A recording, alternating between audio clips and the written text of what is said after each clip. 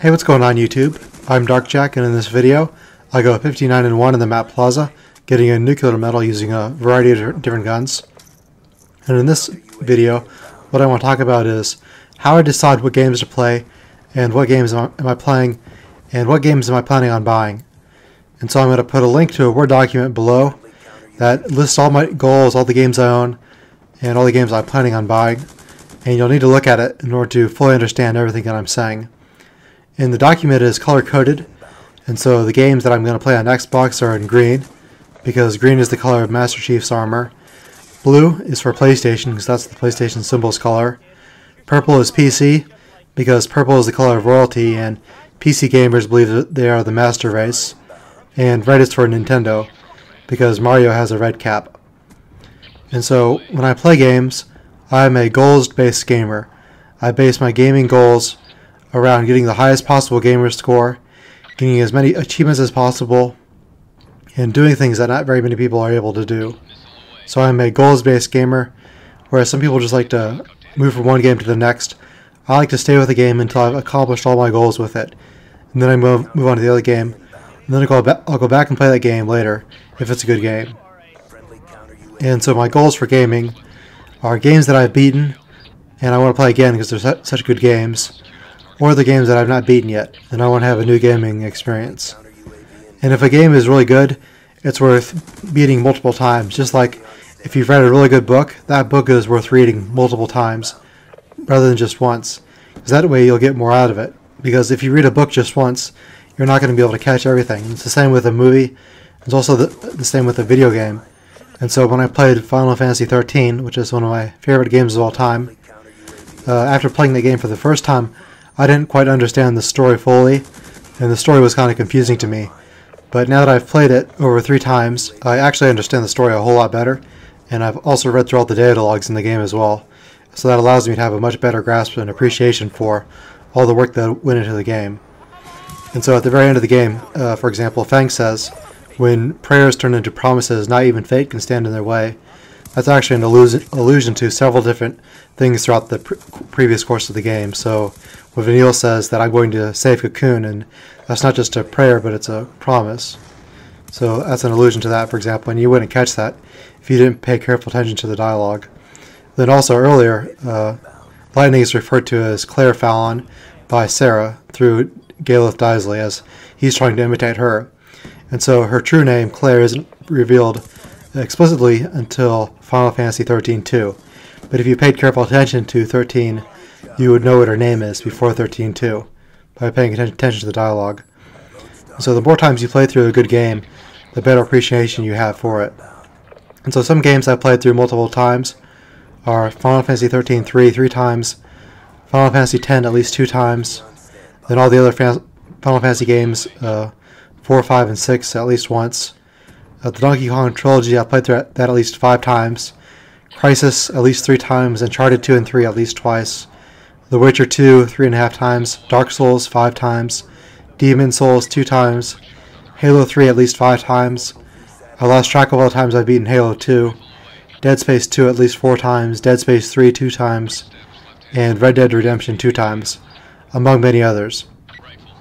And so in gaming, what I'm looking for is essentially a sense of accomplishment by doing things that not very many other people are able to do. And so I'm ranked 16 in the world for Halo 3 Living Dead, so I would play that every weekend whenever Double XP would come out. And I have over a 47,000 gamer score, and I have at least a 3 KD in every Call of Duty game. And on PS3 in Call of Duty, it's much higher. And when I play games, I'm looking for a challenge. And so I've beaten every Halo and Call of Duty game on the hardest difficulty, even Halo 2 and World at War, which were ridiculously hard because of jackal snipers, and every place you went to in World at War was like a grenade factory. And so when I play Call of Duty and Halo, I play through the game at least three times when I get it. I play through it once on normal, just to beat it, then I play through it on the hardest difficulty, and then I play through it on the easiest difficulty to get all the achievements and find all the collectibles. I've gotten all the achievements in Dead Space 2, which includes hardcore mode, which means you have to beat Dead Space 2 with only 3 saves. I've gotten every achievement in Dark Souls, and I've beaten it multiple times. I've gotten every achievement in The Witcher 2, which is also a very challenging game. and I've beaten Bioshock Infinite in 1999 mode without buying any items from the stores, which is the Scavenger Hunt achievement. And I have all the achievements for Black Ops and all the Call of Duty games except for Black Ops 2 and Modern Warfare 2. And so when I'm playing a game, I want a challenge. I want to do something that I can take pride in. But I want a fair challenge. I don't want a challenge that is so hard to get that I have to use cheats to beat it. And so one gaming goal that I would consider to be completely unfair is beating the game Battletoads without using any cheats. And if you played Battletoads for the NES, that's probably the most difficult game ever made, because it's really, really unfair. It's extremely challenging and it's extremely cheap. It's much cheaper than anything in Dark Souls. And also when I'm playing games, I try not to play any genre of games back to back, which means if I play a first-person shooter game, after beating that, I don't want to play another first-person shooter game. I want to play an RPG or an action game, or after playing a third-person shooter, I don't want to just play another shooter. I want to go to a third-person action game or something else. And so when looking at my gaming goals for right now, the gaming goal I'm working on right now is beating Ni no Kuni, and that's a Japanese game. Ni no Kuni means the other world in Japanese. And so that's a great game that I'm playing through now. I really enjoy it. And then after that I'm going to do Scene Mora, which is an arcade game for the Xbox. It's a shooter game. That's from like the perspective of a fighter jet from an old style video game. And I've beaten that before, but I want to do it again because I only have 2 achievements in that game. Then I'm going to do the Simpsons Arcade, because I've only done that once, so I want to try it again. And then after that, I want to go back and try Halo 3 multiplayer one more time. I was never able to get my 50 in Halo 3, and I don't plan on doing it anytime soon, because the multiplayer in that game is pretty much dead, and it takes forever for me to find a match, because I have so much XP in that game. But I'm going to try it one more time, just for old time's sake. And then I want to play through Black Ops 2 again, on normal, because I lost most of my single-player progress for most of my games on the Xbox, because my achievements glitched. And so I deleted my profile and re-downloaded it. And when I did that, I lost my single-player progress for most of my games. But thankfully I did not lose it for Dark Souls. Otherwise I would have been really, really mad. And then I want to finish a new playthrough of Dark Souls. And then I want to go back to God of War Ascension and finally beat that on normal. Because I could never beat that game on normal because of the Trial of Archimedes. So I'm going to go back there and beat it on normal after beating it on easy. Because it's going to be much easier now that they've patched it. And then I want to do a second playthrough of Mass Effect 3, and then go back to Unreal Tournament 2004. For old time's sake, that's a game I used to play a lot back in the day, and I was really good at it. But now I've lost most of my skill with the mouse and keyboard. And then I want to do Red Dead Redemption for a third time, before Grand Theft Auto 5 comes out. And then I want to do New Game Plus 2 in Demon's Souls after beating it twice. And I want to get the Blue-Blooded Sword, which is probably the best sword in the game, for the third playthrough.